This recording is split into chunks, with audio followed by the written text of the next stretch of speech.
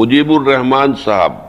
بسنت کے حوالے سے ہینڈ بل کے آخر میں میدانوں اور پارکوں میں پتنگ بازی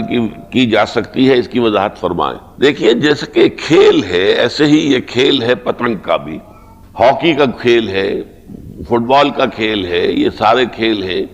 تو ان کو ہم حرام تو نہیں کہہ سکتے۔ آپ ویسے کرکٹ کے بارے میں نے کہا تھا اور اب بھی کہتا ہوں کہ وہ ذرا فضول سا کھیل ہے، خاص طور پر جو اس کی پرانی شکل ہوتی تھی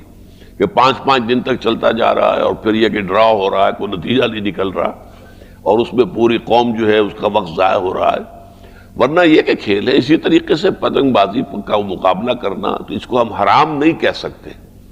البتہ یہ کہ کھلے میدانوں میں ہو اور اس میں وہ دھاتی ڈور استعمال نہ ہو کہ جو بہت خطرناک ہے، بجلی کو نقصان پہنچاتی ہے اور وہ انسانوں کو بھی پھر ہلاک کرنے کا موجب ہو جاتی ہے۔ یہ دو احتیاطیں اگر ہوں تو میدانوں کے اندر اگر یہ کام ہو، اور ظاہر بات ہے کہ اس میں پھر وہ نہیں ہوگا کہ وہ بنگڑے پڑ رہے ہوں اور وہ ڈھول ڈمکا اور یہ شور شغب، یہ بھی اس میں لکھا، اس کے بغیر اگر ہو شائستگی کے ساتھ تو کوئی حرج نہیں۔ ہم اصل میں کسی شے کو کہ جو اصلاً حرام نہ ہو حرام اگر کہہ دیں گے تو یہ بھی زیادتی ہے، یہ غلط ہے۔